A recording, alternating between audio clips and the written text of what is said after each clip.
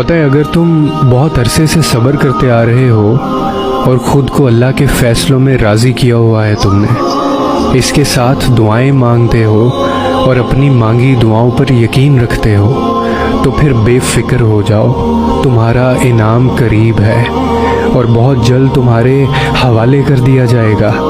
جو کچھ آپ نے برداشت کیا ہے اور جو ان گنت آنسو آپ نے بہائے ہیں، اس ایک ایک آنسو کا صلہ آپ کو آپ کی سوچ سے بھی زیادہ ملے گا۔ بے شک اللہ آزماتا بھی ہے، لیکن جب نوازنے پر آتا ہے تو انسان کا ہر زخم بھر جاتا ہے۔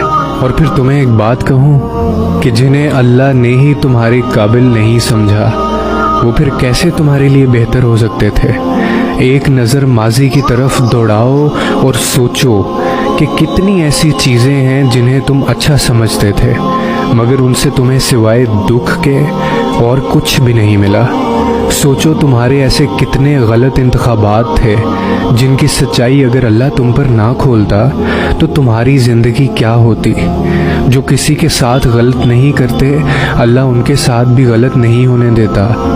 تمہیں جتنی محبت اپنی دعاؤں سے ہے نا، اللہ کو اس سے کہیں زیادہ محبت تم سے ہے، اسی لیے انہیں تم سے دور کر دیا جو تمہارے لیے صرف تکلیف کا باعث تھے۔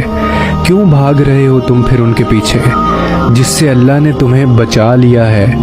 چھوڑ دو اس جگہ سے مرہم ڈھونڈنا جہاں سے صرف تمہیں زخم ملا ہے، کیونکہ مرہم صرف اللہ ہی دے سکتا ہے، اور جو صبر کرتے ہیں اور توکل رکھتے ہیں ان کے لیے اللہ شفا کا ذریعہ بنا دیتا ہے، اور انہیں اس سے بھی بہتر نواز دیا جاتا ہے جو انہوں نے کھویا ہوتا ہے۔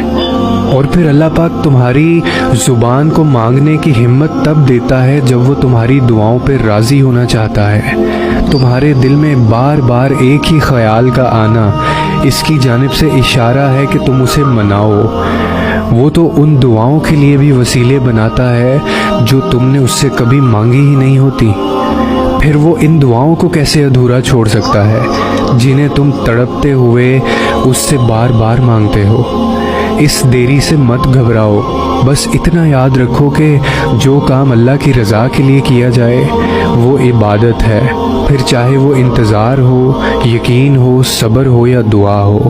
ٹوٹے ہوئے دل سے نکلی ہوئی صدا کبھی خالی نہیں جاتی، اور عبادت کا صلہ کبھی رائگاں نہیں جاتا۔